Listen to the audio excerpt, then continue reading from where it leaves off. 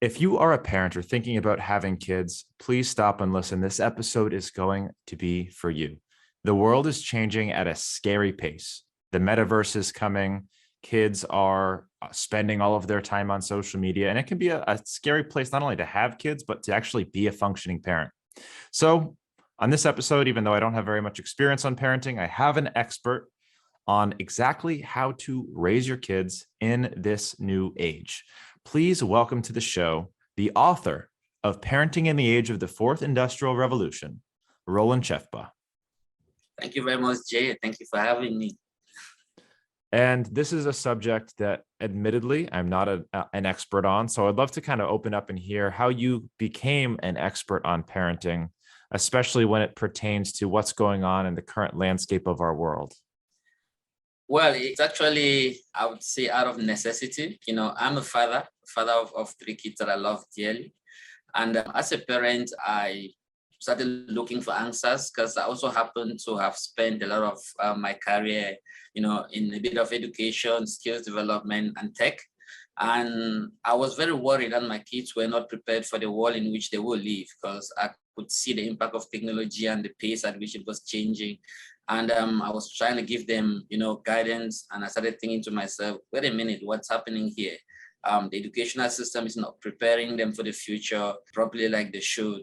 And as parents, what can we do? And based on that, I started doing some research and learning like another parent who loves their kids. And eventually, I saw that this was something that impacted so many parents, and so few of them were talking about it. The conversation is happening at the corporate level. Big business is talking about it. Governments are talking about it. But the ordinary folk who is actually really impacted, doesn't really know what this revolution is all about and why they must care and what they need to do today in order to make sure that their kids don't get left out. So that's how I got to writing this book.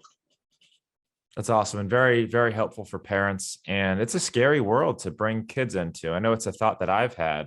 Things are changing so quickly. There's technology, there's the metaverse that's coming. When I was a kid, we were playing outside. We didn't have cell phones at our fingertips. So talk to me about, why does this subject need to be talked about? The reason why it needs to be talked about is I dive back into my own childhood. When I grew up in a village in Africa, beautiful childhood, had parents who loved me very much, made sure that I had everything that I needed, but I was still underprivileged. What does that mean? What that meant was I didn't have everything that I needed in order to be able to achieve my full potential. But I was lucky to have parents who did not think about the world in terms of the world in which they lived in, but in terms of the world in which they thought I would live in. Based on that, they made decisions in terms of my education, in terms of moving me forward. If you read the introduction to my book and try and lay that background there. And when I look back at that, sitting today as a parent, I kind of feel like there are a lot of parents who are in this revolution who do not understand what the impact of technology is, and who do not understand how much this is going to impact the lives of their kids. And if they did, trust me, every parent would want to do something about it. It is very important that this subject is talked about. I'll give you an example. According to the World Economic Forum, 2/3 of all children in primary, that's elementary level in the United States, will hold jobs that do not yet exist. That is scary. Now, where are these jobs going to come from? That's also very scary. So as a parent, you're asking yourself the question, okay, if my kid is going to school today and tomorrow they probably will hold a job that doesn't yet exist. It's been influenced by technology, automation, AI, and all of those things. And parents need to get involved in this conversation so that they can be able to have this whole digital revolution into their parenting kit today so that their kids are better prepared for tomorrow. I think there's a pretty good consensus and agreement that the modern school systems, the public school systems as they stand, aren't really sufficient at preparing kids for the world as it exists right now. That's something even not as a parent I can agree with. So the question, I guess, is what are some of the solutions? And I guess that's going to be discussed in your book, which we'll get into. So walk me through some of that. What are some of the things parents can do and things we can do as a society to take our kids in the right direction? The first thing that I talk about in my book is that we need to, first of all, create awareness. Awareness is at the center of everything. As a parent, you need to, first of all, understand what is the fourth industrial revolution, right? And basically what this means is that I usually would use an example, an analogy to explain this, to folks as we have a conversation. Tomorrow, your kids would probably meet on eHarmony. That's where they'll meet their partner, right? They probably would take their first date on the metaverse in some nice restaurant, Italian restaurant right there in virtual reality, in the metaverse, in some mall there. They probably would bring their kids into the world and have those kids dropped up at school by driverless cars while they're here taking a nap in the morning. Alexa would probably run the schedule for the house. Their refrigerator would probably drop the shopping list and have everything ordered from Walmart to wherever and delivered at home. They would be able to have the doctor consult right into their homes and be able to do an analysis of their kid who is sick based on AI, using AI. When it's time for them to get their first home, they might have it printed using 3D. Now, these things that I talk about sounds like out of a Hollywood movie. It's already here, it's happening. And that's the future in which their kids would live, right? And technology has existed, but the difference between the fourth industrial revolution and anything before that, which I cover in my book, which is the first, the second, and the third revolutions, is the scope, the interaction between man and machine is becoming more integrated, that you cannot separate them. And it's the velocity of the change that, like you talked about public schools cannot catch up. A lot of schools will not be able to catch up because the pace of change is so fast that anybody can catch up. But what we can do as parents, or what parents can do, is they can begin to incorporating aspects of this whole revolution so that it becomes a beneficial aspect of their child's upbringing as opposed to becoming a disadvantage tomorrow. I'll give you a simple example: getting your kid into coding lessons early. Well, all of the things that I talked to you about are driven by the code ecosystem. Coding as a language should not be something that is meant for developers only now. It needs to be mainstream. It needs to be something that every kid has access to from the age of 6, because that is going to govern their entire world. And if the schools are not providing it now, as a parent, that's a decision you can make. Incorporate that in your child's extracurricular activities. So there's tons and tons of things that parents can do, but first they need to be aware of what this revolution is all about. Do you think that because public schools can't adapt fast enough, that private school or homeschool might be a good option for parents in the fourth industrial revolution? Well, it's been my experience that it's not really about the kind of schools. Some schools are making great progress, right? But it's not really about the kind of school. And the reason why I say so is because even nations are running behind. For now, the only country that I know that has really been able to stay ahead, or not really stay ahead, but it's a good example, is Estonia. In Estonia, you are able to use just your ID. That would be your social security number, probably in the US, and you would have access to all services, and everything is in the cloud. And that's really the future, right? But in the rest of the world, the United States of America is making very great steps in that direction, but it will be difficult for us to say that if you move your kid to a specific kind of school, the problem is solved. You got to be an involved parent. That's where you start solving the problem. It doesn't matter whether your kid is in public school, private school, whatever kind of school, you still need to be an involved parent. Involved in the parenting of your kid, involved in making sure that you are using the right digital aids in order to be able to do your kids' homework at home. Don't see the laptops and tablets as a problem, see them as a solution, incorporate them into their normal lifestyles, make them get into activities very early that are in line with how they would live their life in future, and the good thing is most of this is fun. So regardless of what school you go to, if parents are not incorporating all these things that are happening so fast into their parenting, you might end up realizing that in future, kids still have gaps. I love that. And I know how a lot of parents will try and steer their kids away from technology at a young age, keep them off of social media, keep them out of the video games. What is your opinion? I guess, what is the opinion expressed in the book about that? I guess you're a proponent for giving kids technology, letting them experience the world as they're going to live it. But tell me a little bit more, explain kind of your reasoning there. Yep. The future is going to come. It will be here. That's one thing for sure. So you cannot keep away kids from what makes them prepared for the future. What we can do, though, is to be able to look out for what are some of the disadvantages of this digital drive, and which I talk about in my book also, and that then bring in issues of safety online.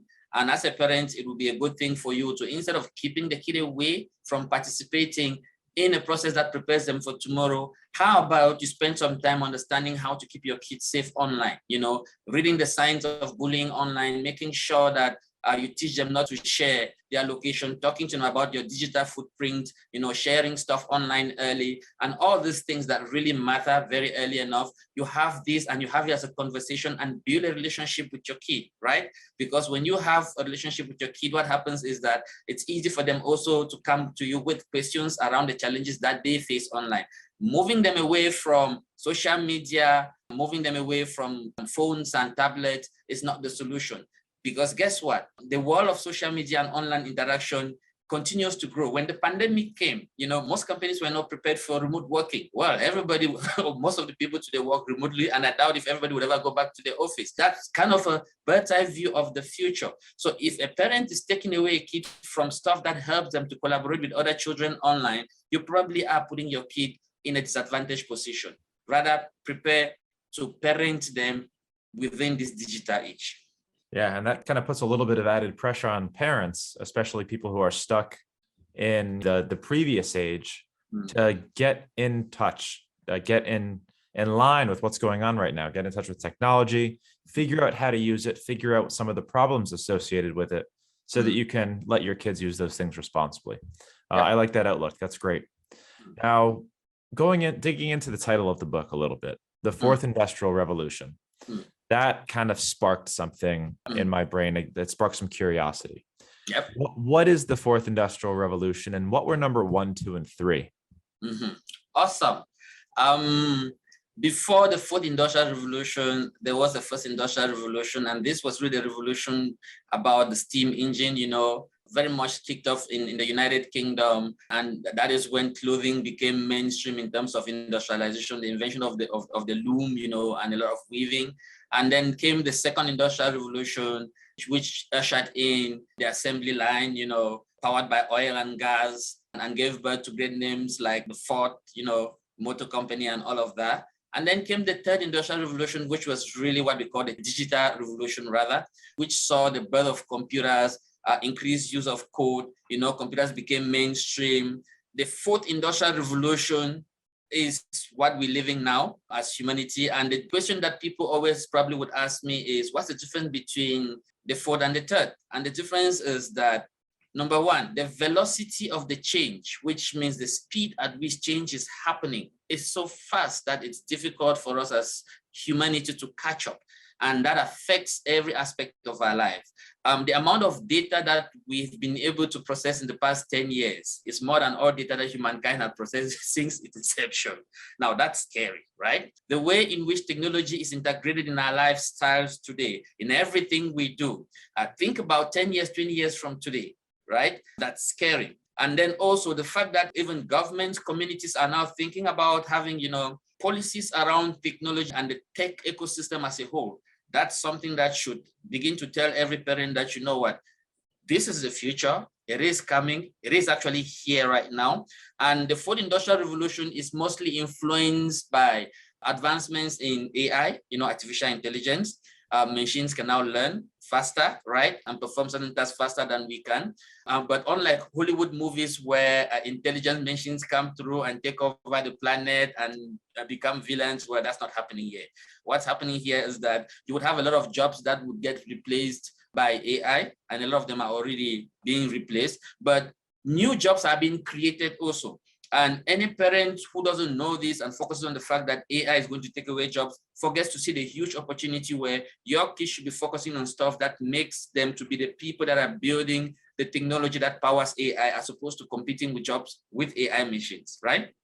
There's robotics, that is growing big and big. It will be very normal for people to walk into your office tomorrow and have a colleague called John who's a robot, and that's all fine, right? And that's happening right in the future. There's nanotechnology, there is the Internet of Things, and then the speed of computing. I'm excited about quantum computing. Quantum computing is a big thing now. The speed at which, computers are able to process information. And then you talked about the metaverse, virtual reality of late. Somebody bought a piece of cloth in Snoopverse, that Snoop Doggy does, metaverse, for $450,000. Well, that's a picture of Where are we going to? So that's really what the food industrial revolution is all about. And we're living it already right now. And one person that really opened my eyes to this was Professor Klaus Schwab, who is also the chairperson of the World Economic Forum. But that's not the reason why he opened my eyes. While I was doing research as a parent, I came across a book, The Food Industrial Revolution, written by him. And he really took time to explain these things that made sense, but it made sense to corporate. So I'm trying to take a stab at it so that the common folk can understand that this is really our time. It's a revolution about human beings, powered by human beings, created by human beings, and the benefits should accrue to human beings, across the globe. That's the bit I can share about the fourth industrial revolution. No, that's great. It's exciting to be alive during this time and witnessing all of these changes happen. Exactly. And I love your attitude, which is a positive one. Like, we should embrace this change. We should learn this change. New jobs are going to come. It's not about jobs being taken from machines. It's about what new is being created in society and being a part of that. So I absolutely love that. Now, would love to talk a little bit about you. Obviously, you just wrote this book. You're big into futurism, where the world is going. But tell me a little bit about yourself in terms of passions outside of the book. Who are you as a person? What's your background? Well, I was born in Africa, like I told you. I was born in a little village called Bafut, in Cameroon, and that's somewhere in West Africa. Where I grew up, like I said, I was happy. I had everything, that I needed. But the world in which that I was supposed to live, I didn't have those opportunities. If I told you there was no electricity, we actually had to build our own classes during the holidays to attend the next class, stuff like that. But my parents were visionary enough to understand that, what they needed to not be comfortable in what we have now, but to be able to prepare me as parents for a future that is mine, and started pushing me through. And if you go through my book, you would really see that fingerprint there. And that took me into, great boarding school, that probably I wouldn't have been there if my parents didn't think about the future. They were comfortable with thinking about the present. And also my getting into technology, same story, although right there, I had a lot of the luck to have met some American who was in Africa trying to set up a computer training center, right? And I walked in there, and that changed my life also. So I kind of see myself as a child of the world. I worked a lot in South Africa for many years, post-apartheid, was influenced a lot by the teachings of Nelson Mandela, because we were probably that generation that really was caught upon and humbly served in building a new nation in terms of skills development. And I read a lot of Josh Bernard Shaw, right? He says that the people who get on in this world are the people who get up and look for the circumstances they want. If they cannot find them, they make them, right? And I believe in that. So that has really driven who I am. And I see the world a lot through the eyes of my kids. Most of my decisions, even the bad ones that I've made, would usually be because I would want to see it through the eyes of my kids. Because I believe if you see the world through the eyes of children, then you have a fair view of where the world is going to, and you would make smart decisions today for the future generations. And probably that would keep me at sleep. I've spent a lot of time in tech, and understand technology to the extent that I understand exactly what the impact of not getting on board today would be tomorrow. And hence, if I had to really say anything else about myself, it would be that I'm a citizen of the world, and I have love for humanity. You definitely have an interesting perspective, and one that, we don't get to hear every day. So thank you for sharing it. And growing up in classrooms with no electricity is not something that, we hear every day in America. Exactly. So definitely very, very cool that you've been able to go through all of that and find some success. And what about your professional career? I know you mentioned computer science, but talk to me about that. Outside of being an author, what does your professional career look like? Right now, I'm into business agility, right? That's the big thing now. Companies are all looking for smarter ways to, in order to be able to develop the technology that they need, in order to keep abreast with the need of their customers. And agility is really a big thing now, and most companies are transforming into that space. And that's where I play in. Reason for me simply because it's a people space in technology, getting people together and creating an enabling environment for them to get up each day, love what they do, work in teams, and go to work because they have a boss, and sit down and be able to, constantly deliver value, to their clients. A lot of companies today, which really links back to my book, right? In the past, companies would pay you for years of experience, right? In the future and the present, companies, they appreciate your years of experience. That's good. But what they really want is somebody who's teachable. Emotional intelligence is a big thing now. Somebody who's not only teachable, but somebody who is willing to learn and relearn and unlearn and relearn, as opposed to 20, 30 years of experience. Why? Because of the change in technology. So being in that space really allows me to be at the forefront of making sure that the kind of technology that is being delivered outside there is being delivered in an ecosystem where people have a process that helps them do so quicker and faster so that we keep moving on. So that's what I do. I'm in business agility. Awesome. And what is next for you? Well, what this book goes mainstream. Is there anything that you plan to do for this cause? Yep, two things. Number one, for me is I'm actually donating all of the proceeds from this book to a cause, for digital access, in education for underprivileged kids in Africa. And of course, I told you, where I came from. So it's natural. I don't feel like this is something that I have any kind of ownership. I'm just a vessel through which, I add a little bit of my voice, and I would want to donate that so that other kids, probably somewhere in Africa who are underprivileged, probably would have a shot at life, simply because, they had the opportunity to get placed right in front of technology early. And the second thing is, you see, I'm wearing my iCode EDU.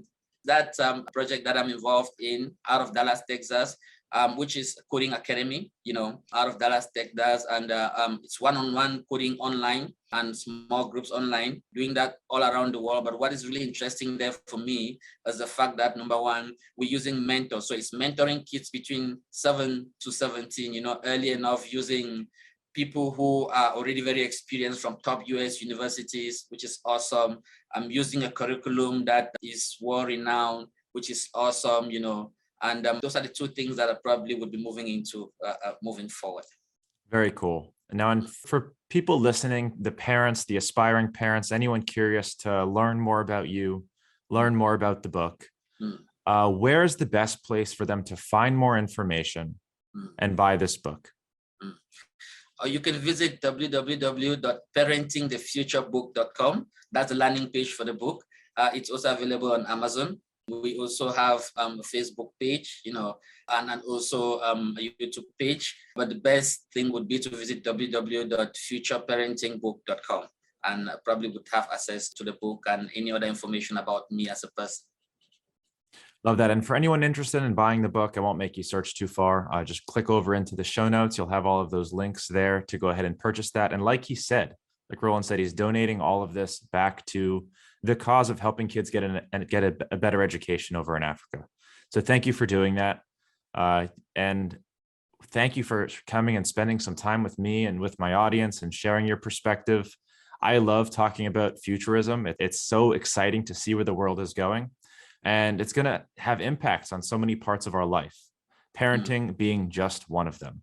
But definitely something really important, kind of scary, and also really exciting. So Roland, thank you again for coming to spend some time with me. I would love to give you the chance to leave any final note for parents, for aspiring parents, as we go into this fourth industrial revolution. Thank you so much, Jay, for having me. Love what you do. Thank you so much. If I had to say anything to parents in a parting note, it would be that the same love that you don't need to be an expert as a parent in every area in order to be able to help your kid. That's the same thing with technology, same thing with parenting within the digital age. You don't need to be an expert in technology at all. All you need to do is that love that you have for your kid. And based on that, you're able to go out there and look for solutions. If you run a simple Google search, you would find so many things that you should be including in your child's extracurricular activities, how they're spending their time after school and stuff like that, right? And just embrace technology, become a little bit more of a social media specialist, because in doing that, you'll build a stronger bond with your kids, because your kids are living in the future, and keeping them away from that future only creates tension.